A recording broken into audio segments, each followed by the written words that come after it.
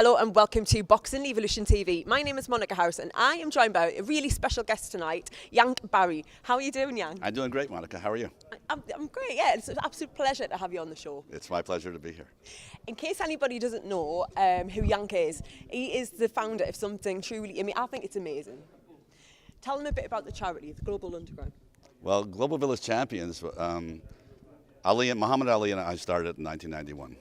And we just started feeding kids. No one knew about it. We were below the radar. And in 1993, former President Jimmy Carter called me and told us about a Catholic nun, an American Catholic nun, who had 480 refugee children in the Ivory Coast. And they had no food. So Ali and I got on a plane, and when we got there, CNN was there, Al Jazeera, the world, BBC. And they cornered Ali and I, and the reporter, she wasn't as pretty as you, but she came up to me and said, "What's the name of your organization?" We didn't have a name. So you just thought of So I said, Global Village, and Ali went, "Champions." You know, so that's how Global Village Champions started officially in 1993, and since then we have fed almost 950 million meals. And I promised Ali we'd hit 1 billion in 20 years, so we're hustling now. That is your target. That is what you're going for. But you're not going to stop there. You're going to carry on. Oh no, we're gonna. Our goal is within the next 3 years to have a day without hunger, which means December 1st to December 31st. We will feed every needy person around the world. We have champions in every country.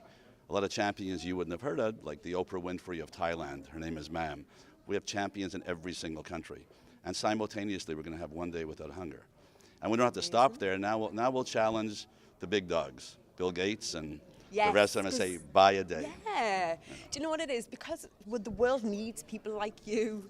This is the thing. It really does, because if everyone just come together, we can make stuff happen. But as people are on their own and doing their own thing and going about their lives in their own way, and that's fine. That's their life. But really, come on.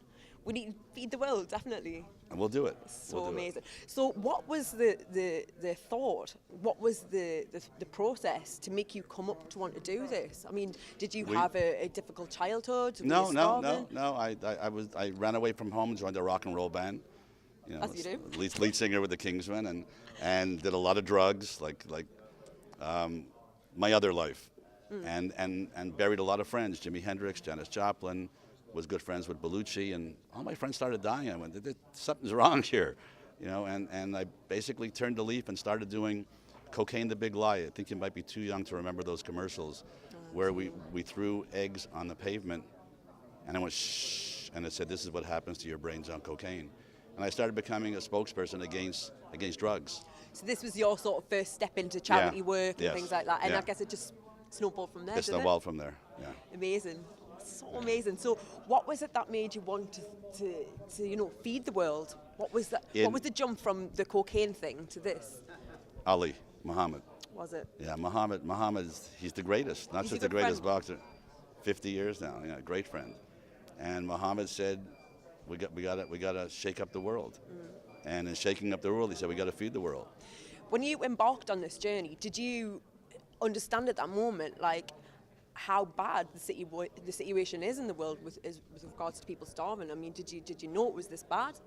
We knew because of the project We Are the World that we were involved in, how bad it was in Ethiopia. But Ethiopia was not an isolated incident. It was all of Africa. And it wasn't just Africa, you know, in the UK. What are we doing here? How many children here go to school without a lunch?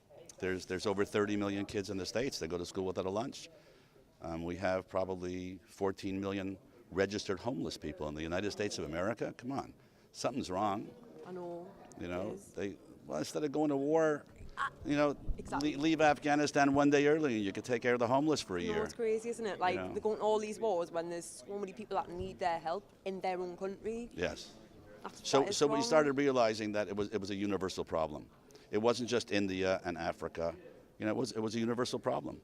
And we started feeding in small countries. One of the things we're unique for several reasons. I'm very proud to say we've been nominated the Great Nonprofit 2 years in a row now. Amazing. Out of 1.3 million charities, because we don't accept donations. We're just starting to this year for the first time to go for a day without hunger. There's zero admin. Everybody who works for my for-profit companies donate 25% of their time to Global Village. So not one dime goes to pay lawyers, accountants, or anyone.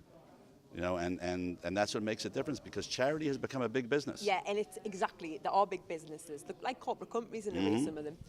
This is so amazing. So talk me through how the charity actually works, because there's a lot of people that might not have heard of it. So talk me through how it actually works. How do you get to feed these people? Like, if people aren't making donations. Go to globalvillagechampions.org or GoGVC, globalvillagechampions.com, and you can become a villager. It costs nothing, and offer your services.